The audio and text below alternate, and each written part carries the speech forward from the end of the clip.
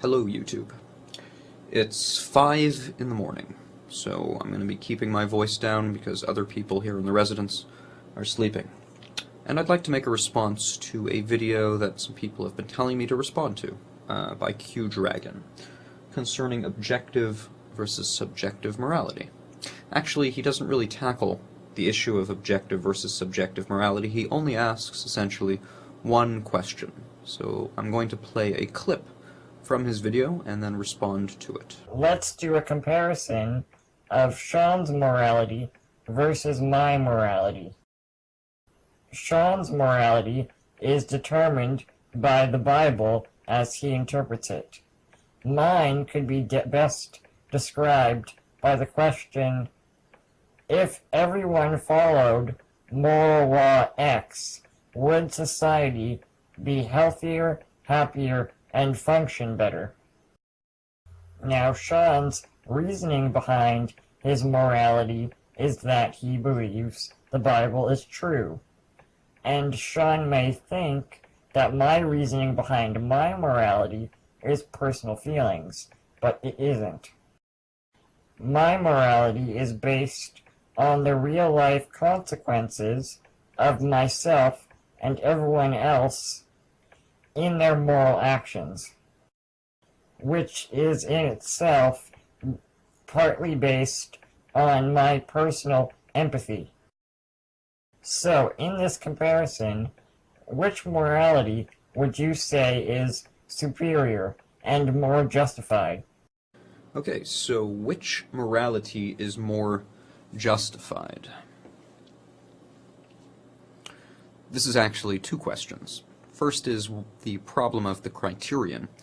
How do we decide what is right and what is wrong? Is it always right to benefit society?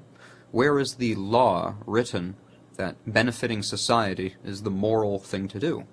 Maybe human existence is a blight upon the universe, and its destruction would be best. Maybe that is morally correct. So first, you would have to establish that the sanctity of human life and human society and existence.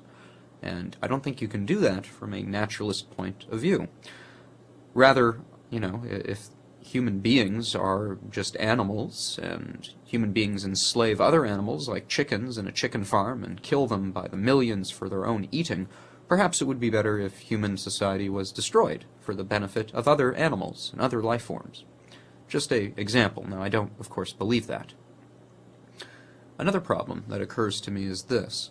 You say that my morality is based on the Bible as I interpret it. And I'm willing to admit, for the sake of argument, that perhaps my interpretation of the Bible is incorrect. But I still believe in an objective moral standard, and that the Bible is that moral standard. Given that I believe the Bible is true, I choose the Bible's morality, because, as you predicted, I do believe there are going to be eternal consequences and a final judgment, and that we're going to be judged by what the Bible says.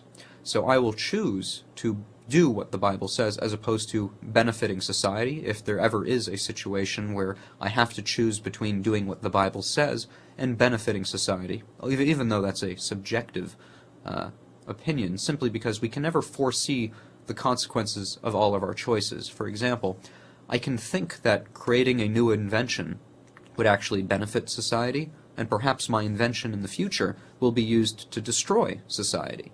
For example, the advent of science, particularly the atomic bomb, maybe we thought that was a good idea, but what happens if it turns out in 100 years that we destroy ourselves with the atomic bomb? It then turns out that the atomic bomb was a bad idea. So the idea that our choices should be determined by predicting the consequences, that's not going to work in every case. It may work in some, and I do believe that it is biblical to want to uphold the sanctity of human life. I think the Bible is replete with the idea that humanity's life is sacred over that of the animals, and that we are to preserve human life. In fact, the Bible itself that's the message of the Bible, isn't it? That life, human life, will be preserved forever. Even though we die in this life, we'll live forever. God values human life to the point that it will exist absolutely, for indefinitely, forever. And because of that, God is interested in refining our moral character so that we're suited for eternity. Now there is another problem with the video, and that's simply you're espousing a view of morality which is utilitarian in nature. That is, we should only do what is best for everyone. Now the first problem is this, that when we speak of morality, what you ought to do and what you ought not to do, what we're talking about is moral obligation. If we say something is right to do, then to not do it would be wrong. And so here's my question, when I'm going to a movie, someone may say, you could use that money for good. You could, use that money to benefit someone who doesn't have food.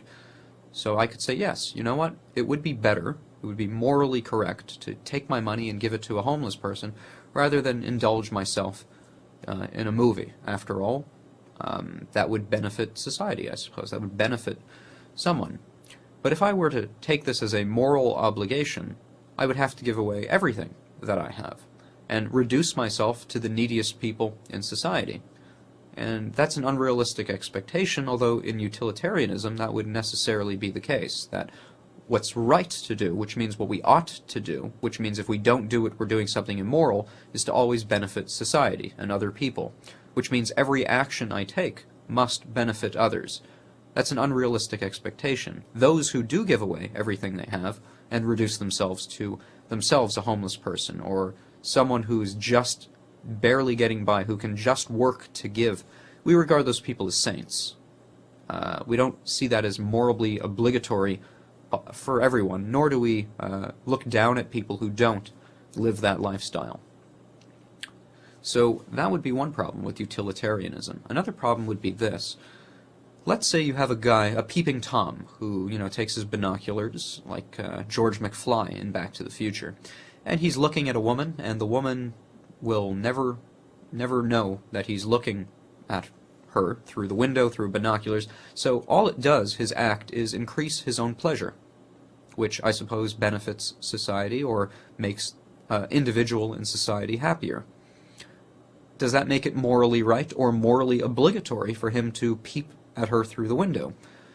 It violates her privacy, but since she doesn't know about it, and no one knows about it but him, that must be a good act, since it increases pleasure. You see, this invokes ideas that there are certain moral absolutes that even, Jesus made it clear that if you want to do what's right, you have to deny yourself, which means you're not going to feel as much pleasure in life as you might otherwise, but pleasure isn't the ultimate end of human existence according to the biblical standard. And that seems to make sense because, let me use another example. If you tell someone that you are going to meet them at the mall at 4 o'clock, and 4 o'clock comes and or it's close to 4 o'clock and you decide, it's not going to be pleasurable for you to go to the mall. You'd rather stay home and do your homework because that's more utilitarian. That would increase your future aspects of life or whatever. You're going to stay home and do your homework and break your promise to go to the mall. It seems that if you make a promise, you ought to keep it, even if there are other considerations for, breaking the promise. Now, you could say, well, what if something important came up, like, you had to take your mom to the hospital, so you couldn't make the 4 o'clock appointment. In that case, you're right, that might be morally justifiable. But arbitrarily breaking a promise because there may or may not be a utilitarian benefit to society seems wrong. Breaking promises seems wrong. Or I can think of other examples. So I think these are a few criticisms with a utilitarian view. It seems to remove the idea of principles and moral absolutes in favor of strict utility, which may or may not be, since we can't always predict the consequences, and because it seems to intuitively break certain moral codes, such as privacy or the value of promise-keeping. And so I would suggest, I'm trying to think of criticisms that you may level. You may say, well, if everyone broke their promises, society would fall apart, business ethics and whatnot. But again, we're talking about strict cases of morality, on an individual basis. And I don't think you could justify it like that. So I think it's admirable that you want to benefit human society, although I don't think you could show that it is morally obligatory to benefit human society without an objective standard that there is a value to human life. And that value cannot come from humans themselves. After all, then it would be a human invention, and a human invention is not obligatory on humans, since I'm a human, and that means I can determine how I want to view humanity, or view morality, if it's just an invention. This comes back to the idea of an objective standard and why I believe in it. An objective standard is something external to me, and it doesn't matter how I interpret the Bible. The fact is, or the point is, that I believe in an objective standard. Forgetting what that standard is, that's not important. The fact is, a biblical view of history, or a biblical view, of morality, is a objective standard. It may not be true, but it is an objective standard, and I believe it is. Whereas your view, Q-Dragon, is a materialistic, naturalist view of morality, which itself is not justified. There's no reason to believe it's true. There's no reason to follow it, other than strict utility. But again, if I have no empathy, as you say, for humanity, and many people don't, then I have no moral obligation to subscribe to your point of view. Whereas if I'm right, if the Bible is correct, you do have a moral duty, that's the word here, a moral duty to obey what the Bible says, and if you don't, you are going to hell when you die. Which actually is utilitarian to a degree, that says if you want to increase the pleasure of humanity in the larger picture, we need to obey what the Bible says, or we're going to hell. Now, you pointed out that I didn't provide evidence for that, and until I do, that it's a moot point. I don't think so. The fact is, my idea of morality is justified. It has consequences, just as yours do. Mine have eternal consequences, which are, in your case, yours are temporal, so mine trump yours. As well, mine are objective, which means they're not subject to my opinion, whereas yours are. Lastly, yours cannot anticipate consequences, in all cases, and are negligent to ideas such as promise-keeping, or human sacredness, or privacy, or other things like that, because in strict utility, you can deny these things to benefit oneself, so long as you don't get caught, or whatnot. Whereas in my case, there are certain moral absolutes. For example, I have a computer back here. There is no one in this room, and if I didn't turn this camera on, no one would know what I was doing, except for God. And so I could watch pornography. But I believe it is morally and objectively wrong to watch pornography. It could benefit me, it could make me feel pleasure, but I believe it's wrong. It would be, for me, like looking in a window at two people having sex. And I think that's perverted, and it breaks their privacy, and it turns people into objects, and I could go on and on why I think it's wrong. The point is, in utilitarianism, there's no reason to believe it's wrong. After all, I wouldn't be hurting anyone, the no-harm principle. So I think utilitarianism, though it is a noble approach to want to benefit human society, I'm a human, we're all humans, we want to benefit humans, that's fine. I don't think itself is justified. You can't use utilitarianism to justify utilitarianism. So there are my criticisms of your moral system. And that's it. Cheerio.